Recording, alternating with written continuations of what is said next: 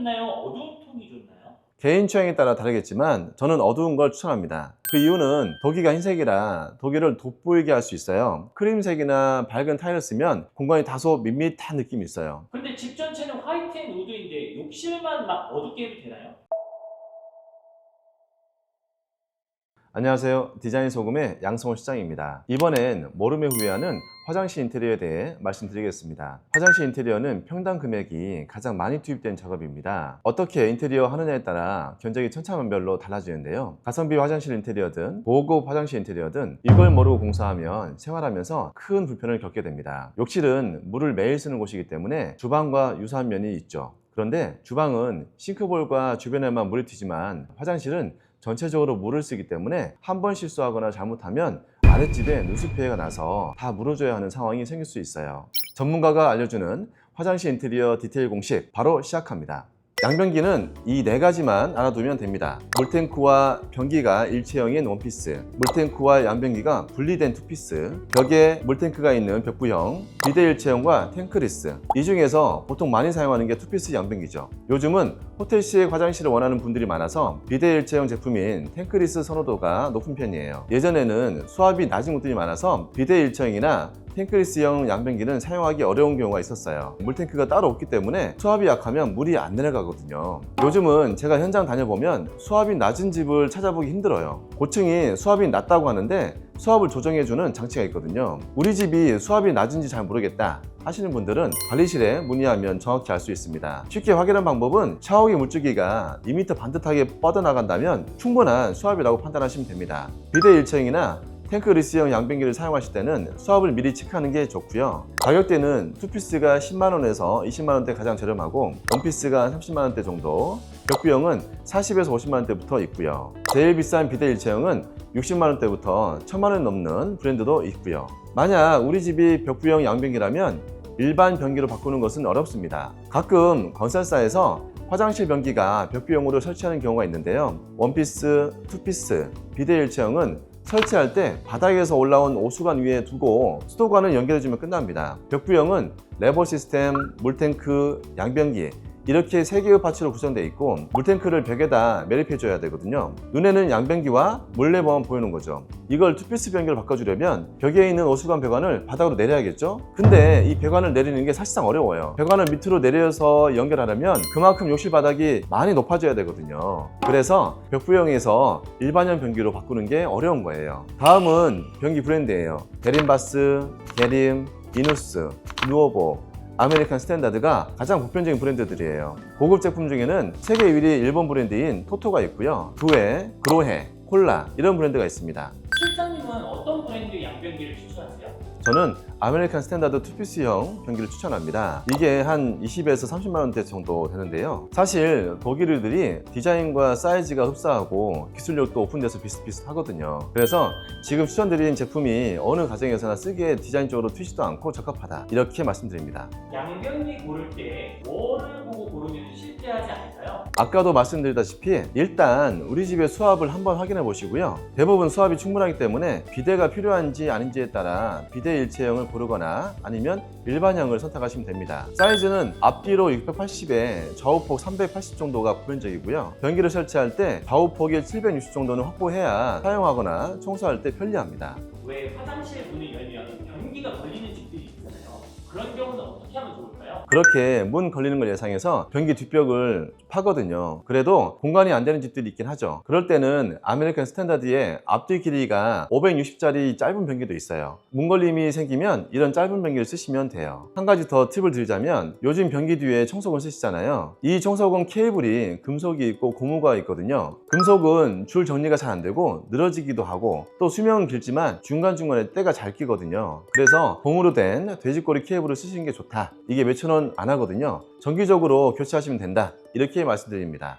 세면대를 고를 때는 꼭 수정과 궁합을 생각해야 합니다. 세면대 종류는 벽부형 반다리, 빈다리, 언더카운터, 탑볼, 프리스탠딩, 노출형 세면대, 타일 세면대 이 정도가 있는데요. 빈다리와 반다리, 언더카운터, 탑볼 세면대는 10에서 20만원대 정도 됩니다. 프리스탠딩이 약간 비싼데요. 30에서 100만원 이상 호가하는 것들이 있고요.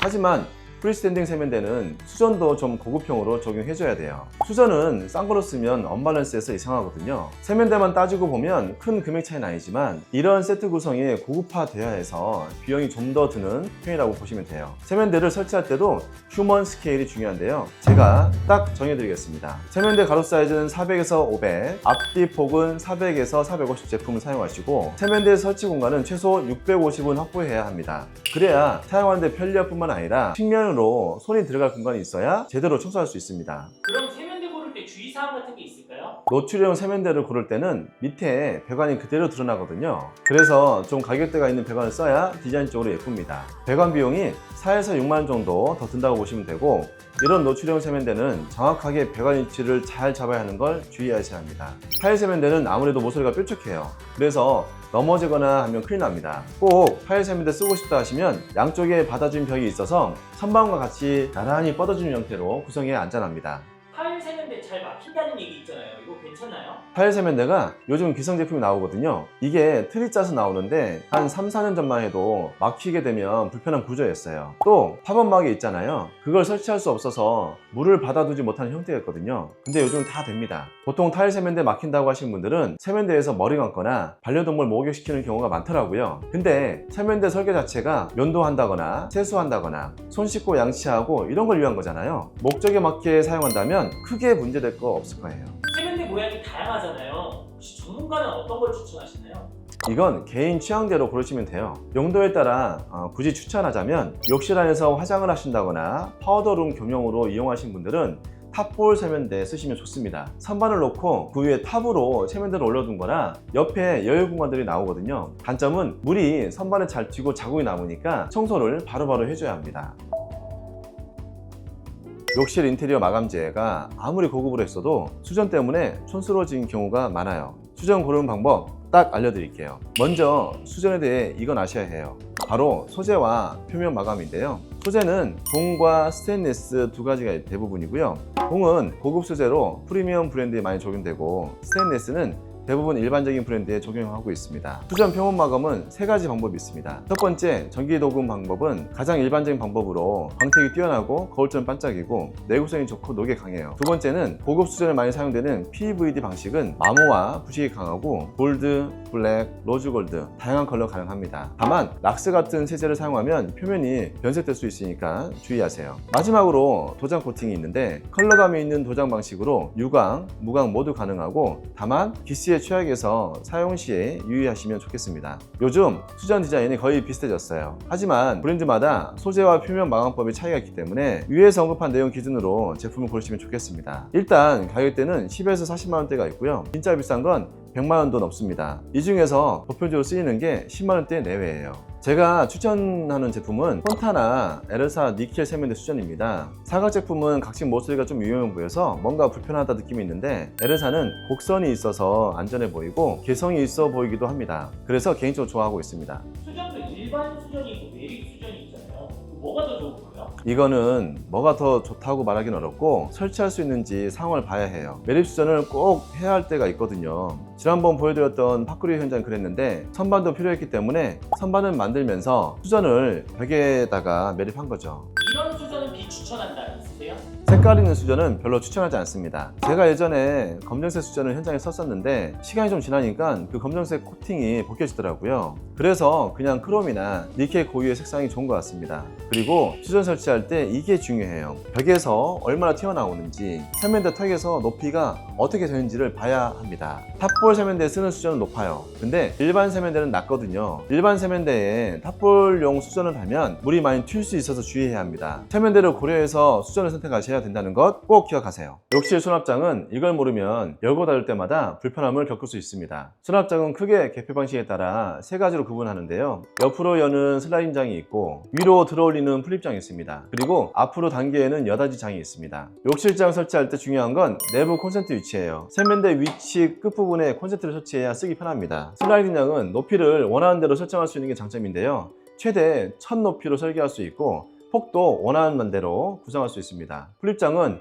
문을 위로 들어올리는 방식이라 여러 가지 단점이 있어요. 일단 키가 작은 사람이 쓰기 불편하고요. 위로 열리는 방식이라 쇼바 때문에 높이가 500 정도로 제한되어 있어요. 문을 열면 위에 있는 조명이 가려지거든요. 뒤에 조명을 추가하면 되지 않냐 할 수 있는데 좁은 욕실에 조명이 많아지면 지저분해지거든요. 그리고 제가 생각하는 가장 큰 단점은 수납 공간이 적다는 거예요. 높이가 500밖에 안 되니까 그런 건데 충분히 수납하고자 하신다면 슬라이딩장이 훨씬 유리합니다. 욕실 조명 배치는 이거 하나만 기억하세요. 욕실은 간접 조명을 풍부하게 적용하는 게 포인트예요. 이 세 가지 위치에 간접 조명을 넣으시면 됩니다. 첫 번째, 욕실장 하단, 두 번째, 샤워부 천정 모서리, 세 번째, 샤워부 젠다의 측면에 홈을 파서 적용하시면 되는데요. 이렇게 하면 은은한 분위기의 화장실을 연출할 수 있습니다. 매입 조명 위치는 어떻게 잡나요? 매입 조명은 2인치 확산등이나 COB 타입을 사용하시면 되는데요. 양변기, 세면대 위에 각각 하나씩, 그리고 샤워부에 하나 이 정도면 충분합니다. 벽면에서 거리는 세면대 앞에서 서 있을 때 욕실장과 머리 사이에 조명이 위치하도록 설정하시면 됩니다. 그 라인에 맞춰서 변기 위쪽 조명과 샤워부의 조명도 적용하세요. 근데 해바라기 샤워기나 천정매립 샤워기 쓰시는 분들 있잖아요. 그럴 때는 조명 위치 괜찮을까요? 샤워부 조명은 한쪽으로 쏠려도 괜찮아요. 확산각이 있기 때문에 샤워 수전 좌우 쪽으로 적당히 피해서 배치하면 충분합니다. 많은 분들이 아마 욕실 타일을 뭘로 선택하면 좋을지 고민하실 텐데요. 제가 디테일 몇 가지를 알려드리겠습니다. 우선 타일은 크면 클수록 좋습니다. 600에 1200각 타일을 가장 추천하는데요. 바닥과 벽에 사용하는 타일은 동일한 타일로 쓰시는 게 좋고, 타일 매질은 캐라폭시가 비싸지만 이걸로 하셔야 장기적으로 봤을 때 관리도 편하고 돈도 아끼는 길입니다. 타일 배치 방향도 중요해요. 욕실이 길고 높아 보일 수 있도록 세로로 배치하는 게 좋고요. 욕실장이 설치되면은 매지다인이 최대한 안 보일 수 있게 가로로 시공하는 게 포인트입니다. 타일 패턴이 엄청 다양하잖아요.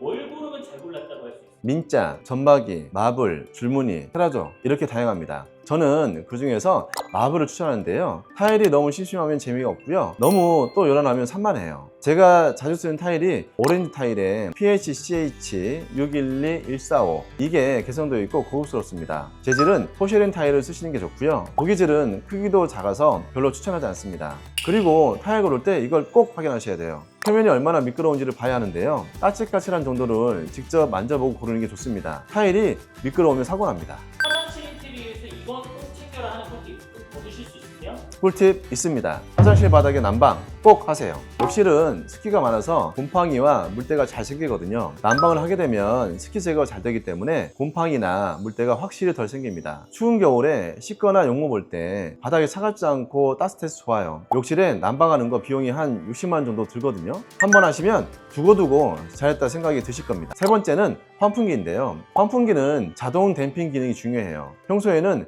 구멍을 막고 있다가 가동될 때 열리는 거죠. 이게 항시 열려 있으면 다른 세대 냄새가 들어올 수 있어요. 그래서 저는 공사할 때 자동 댐핑 기능이 있는 환풍기를 기본적으로 사용합니다. 파티션은 타일 파티션을 하세요. 같은 타일로 파티션을 세우기 때문에 전체적으로 통일감 있고 고급스럽고요. 간혹 답답해 보인다고 하시는 분들이 계시는데 실제 보면 전혀 답답하지 않습니다. 유리 파티션은 물때 끼고 청소 관리해야 하니까 좀 번거로운 면이 있어요. 튼튼하고 물에 강하고 두께도 얇게 뺄 수 있어서 공간을 살려줍니다. 다만 파티션 폭은 욕실 전체 폭의 절반을 넘으면 안 됩니다. 통로가 700에서 750 정도 나와야 되고 이게 안 나오면 답답할 수 있다는 것을 참고하세요.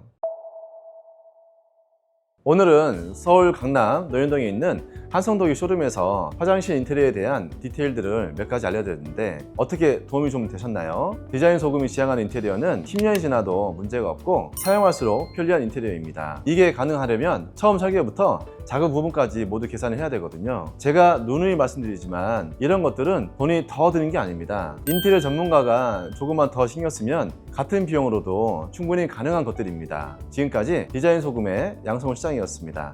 다음에 더 디테일한 팁으로 찾아뵙겠습니다. 감사합니다.